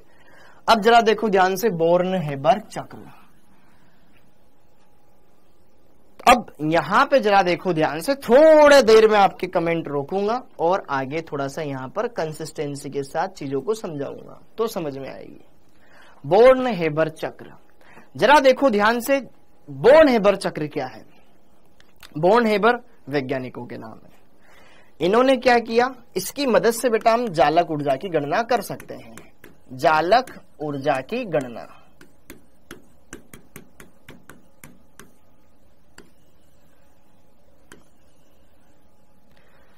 बोर्न हेबर चक्र की मदद से हम जालक ऊर्जा की गणना कर सकते हैं। तो बोर्न हेबर चक्र क्या है? बोर्न हेबर चक्र एक ऐसा चक्र है जो कि किसी आयनिक यौगिक के निर्माण, कोई भी आयनिक यौगिक हुआ, जैसे कि मान लो मैंने कुछ भी यौगिक बना दिया है ना, आयनिक यौगिक, उस आयनिक यौगिक के दौरान जो भी ऊष्मा परिवर्तन हुआ है, आयनिक यौगिक का निर्माण हुआ, तो उस आयनिक यौगिक के निर्माण के दौरान जो भी ऊष्मा परिवर्तन हो रहा है, जो भी ऊष्मा परिवर्तन हो रहा है, तो ऊष्मा में परिवर्तन, एंथैल्पी में परिवर्तन, आयनिक यौगिक का निर्माण हुआ, उसका संभवन हुआ, तो उसको बोला जाता है संभवन की एंथैल्पी। तो उस आयनिक यौगिक के संभवन की एंथैल्पी अर्थात निर्माण की एंथैल्पी को हम आयनन ऊर्जा, इलेक्ट्रॉन बंधुता, जालक ऊर्जा, बंध वियोजन ऊर्जा, उनसे संबंधित कर सकते हैं इस चक्र के जरिए। मतलब बोर्न हेबर चक्र एक ऐसा चक्र है जो किसी आयनिक यौगिक के संभवन की एंथैल्पी को जालक ऊर्जा, परमाणुओं की आयनन ऊर्जा, इलेक्ट्रॉन बंधुता, ऊर्ध्वपातन ऊर्जा, बंध वियोजन ऊर्जा आदि से संबंधित करता है। थोड़ा सा इसमें लिखिए, बोर्न हेबर चक्र, बोर्न हेबर चक्र, बोर्न हेबर चक्र, बोर्न हेबर चक्र किसी आयनिक यौगिक के संभवन, अब संभवन का मतलब होता है बेटा फॉर्मेशन, संभवन का मतलब होता है निर्माण, संभवन की एंथैल्पी मतलब ऊष्मा की एंथैल्पी परिवर्तन को जालक ऊर्जा, परमाणुओं की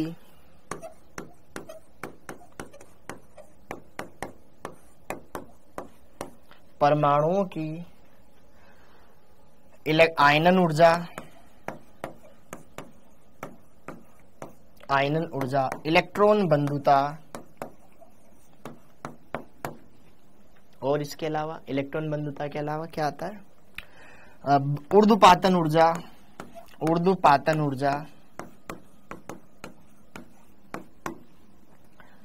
और बंध वियोजन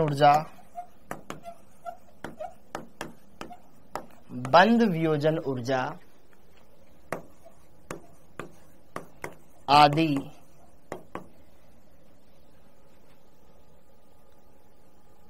से संबंधित करता है।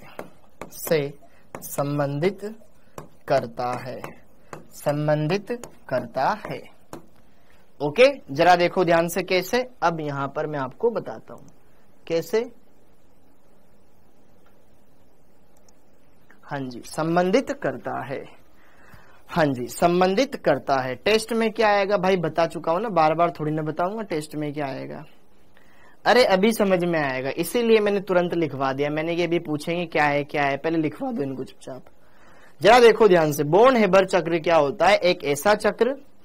सर ये तो कोर्स में है ही नहीं, ये फिर क्यों, किसने बोला, देख तुम्हारे नीट के एग्जाम में। ठीक, हाँ जी, जरा देखो ध्यान से, जालक ऊर्जा की गणना। अब जरा देखो ध्यान से, यहाँ पर क्या है, ये उदाहरण देके समझाता हूं। जैसे कि NaCl का निर्माण हो रहा है, NaCl का निर्माण। अब आपसे बोला जाए कि यार सत्यम 11th में पढ़ा था, वेरी गुड, बहुत बढ़िया बेटा।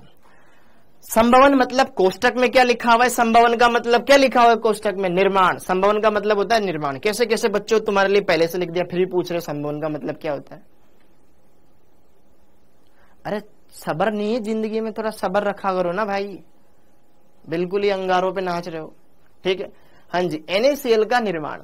अब NaCl का निर्माण, जैसे कि आपसे बोल दूं मैं कि NaCl का निर्माण करो, तो तुम क्या करोगे, एक तो सोडियम है, क्लोरीन है, तो सोडियम लाओगे। सोडियम कैसा होता है, ठोस। सोडियम कैसा होता है, ठोस। आप सोडियम लेकर आए, सर मेरे को सोडियम का टुकड़ा मिल गया, अब मैं बोलूं क्लोरीन लेके आओ, तो क्लोरीन क्या लेके आओगे, क्लोरीन तो गैस होती है, लेकिन ये तो जुड़ी हुई होती है, Cl2 गैस। आप ये लेके आए तो आप ये दोनों लेकर आ गए। इन दोनों से मिलाकर के क्या बनाना है आपको? NaCl बनाना है। अब NaCl खुद अपने आप में क्या होता है? ठोस। खुद अपने आप में क्या होता है? ठोस। तो इस सोडियम के टुकड़े और इस क्लोरीन गैस के अणु के मिलने से ये NaCl बना होगा। तो इसके निर्माण के दौरान total enthalpy change of formation, F का मतलब फॉर्मेशन, निर्माण, यहां पर ये है संभवन की ऊष्मा, ये है संभवन की ऊष्मा, डेल्टा HF, ये है संभवन की ऊष्मा। अब जो भी हुआ होगा, जैसे कि आपकी शादी हुई तो आपके भाई जैसे किसी की शादी हुई कि भैया शादी में यार 12 लाख का खर्चा हो गया यार, तो टोटल खर्चा है वो है 12 लाख। अब 19-20 ऊपर नीचे तो हो ही सकता है ना, लेकिन 12 लाख कैसे?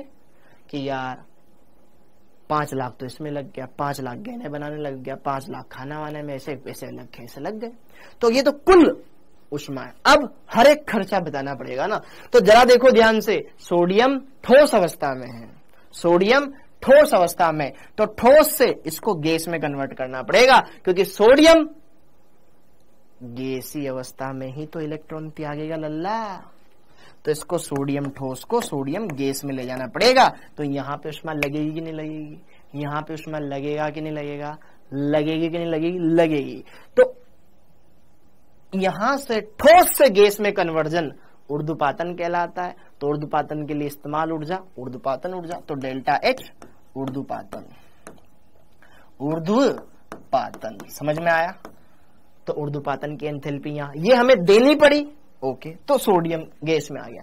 अब गैस में आने से मतलब नहीं है तू इलेक्ट्रॉन निकाल रहा है कि नहीं निकाल रहा है, नहीं निकाल रहा, ले अभी निकालेगा एक इलेक्ट्रॉन, इसको दो, ऊर्जा दो, इसको फट से निकाल रहा हूं बाबू साहब, इसने ये इलेक्ट्रॉन निकाल लिया। इस दौरान काम आने वाली ऊर्जा डेल्टा H आयोनाइजेशन एनर्जी, आयनन ऊर्जा, वेरी गुड, बहुत ही बढ़िया। तो ये Na गैस में आ चुका है और इलेक्ट्रॉन त्याग करके गैसीय धनायन बना चुका है। क्या धनायन बन चुका है? Very good. अब जरा देखो ध्यान से, क्लोरीन भैया को बात करते, इधर आओ, देखो तुम इधर आओ, तुम इधर आओ। हमें चाहिए Cl2 में से, इसमें कितने Cl है?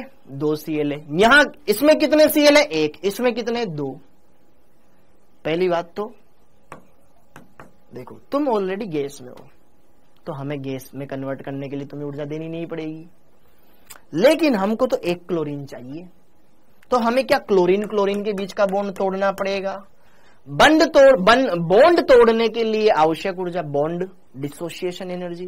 तो कहीं ना कहीं, और यहां एक क्लोरीन है तो 2 में से 1 क्लोरीन चाहिए। तो पहली बात तो यहां से 2 परमाणु मिलेंगे, बंध तोड़ने के बाद उनमें से 1 परमाणु चाहिए। और 2 परमाणु कैसे मिलेंगे? बंध तोड़ने के लिए ऊर्जा डेल्टा H डिसोसिएशन एनर्जी, बंध वियोजन ऊर्जा, बंध वियोजन ऊर्जा ये भी देनी पड़ेगी।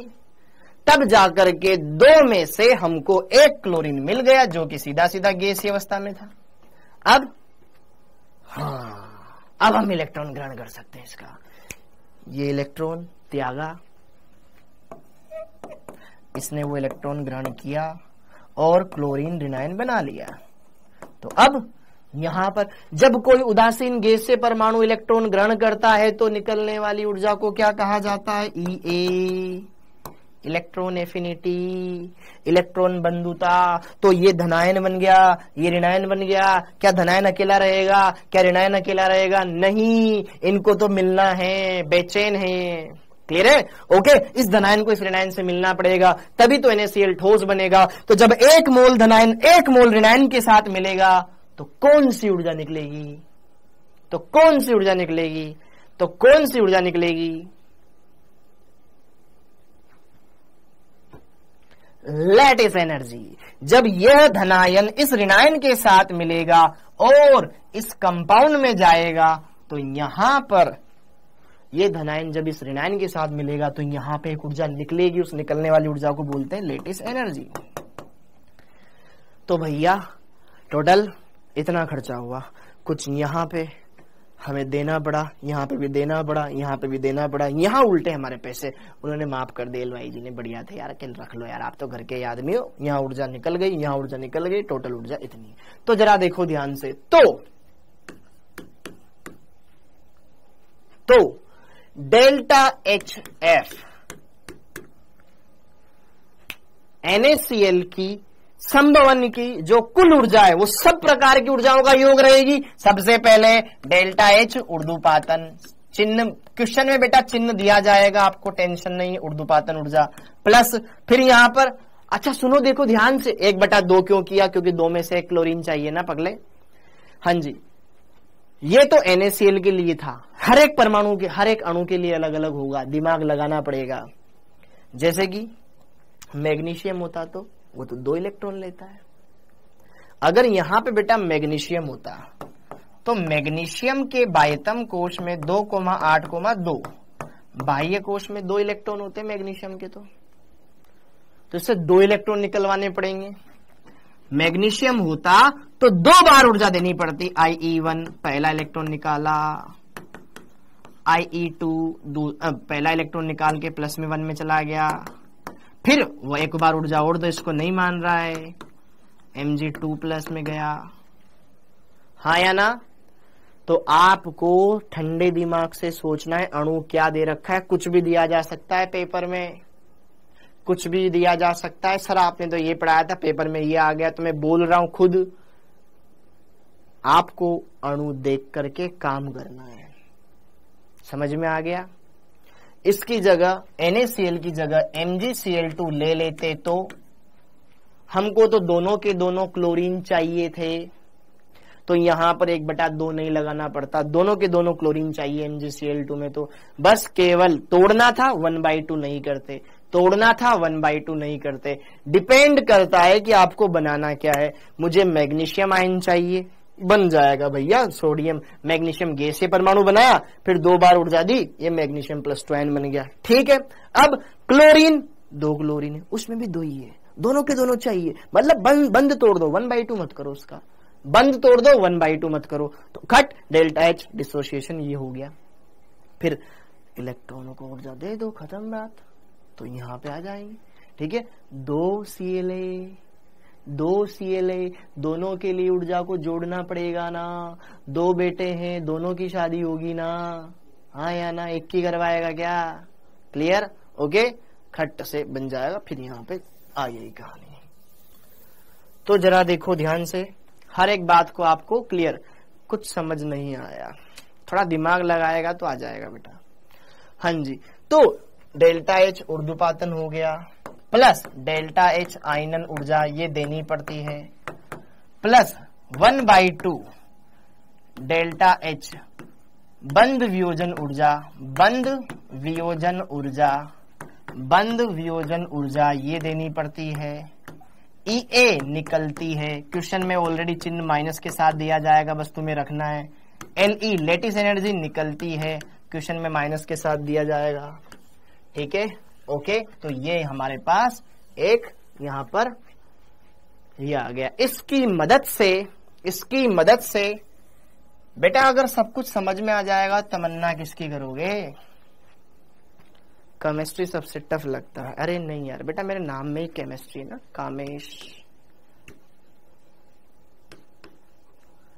कामेस्ट्री। ठीक है,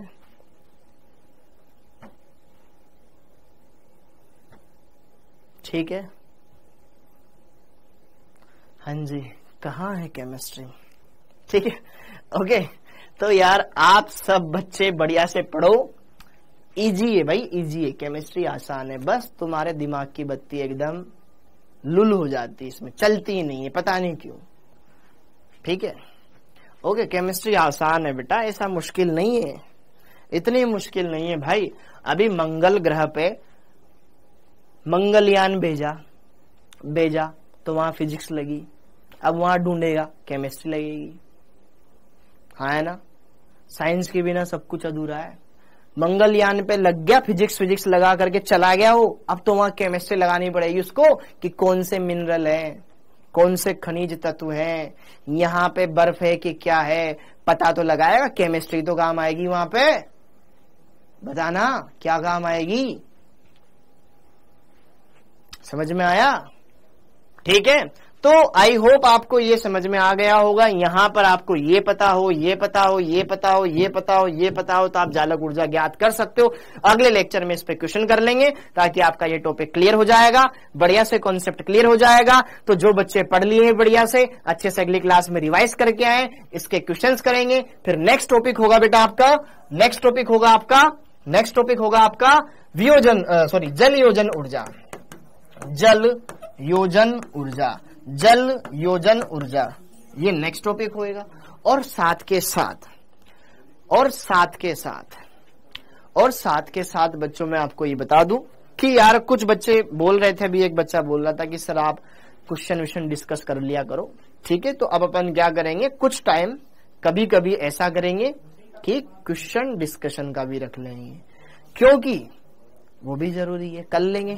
ठीक है, जबकि तुम्हें क्वेश्चंस ऐसे दिए जाते हैं जिनका वीडियो सोल्यूशन भी होता है, फिर भी नहीं करते हो। ठीक, ओके। 1/2h कैसे हुआ, कहां हुआ? अरे 1/2 भाई, यार तुम सुनते कम हो बेटा। 2 क्लोरीन है, हमको 1 चाहिए ना, यहाँ 2 क्लोरीन है, टूटेंगे तो 2 क्लोरीन मिलेंगे, हमको 1 चाहिए, इसलिए 1/2 किया। टोटल परमाणुओं का 1 है। ठीक है, ओके, ठीक। तो अपन क्लास का टाइम बता दो, वही 7:30 बजे, 7:30 बजे बेटा क्लास का टाइम, 7:30 बजे। हरिओम पाटीदार साहब, कोई बात नहीं बेटा, पढ़ो, सब समझ में आएगा। ठीक है, ओके। तो आप सभी का बहुत बहुत धन्यवाद बेटा, थैंक यू। आज का दिन बहुत ऐतिहासिक था, याद रखना। ठीक है, आज चंद्रयान 3 लैंड हुआ था मून की सरफेस पर, और सबसे पहले लॉन्चिंग किस दिन हुई थी? 14 जुलाई को, मेरे बर्थडे के दिन। ठीक है, और लैंड कब हुआ था? जब दोनों बैच केमिस्ट्री के मर्ज हुए थे, उस दिन। ठीक है, तो कभी नहीं भूलोगे। आप सभी का बहुत बहुत धन्यवाद, थैंक यू, जय हिंद।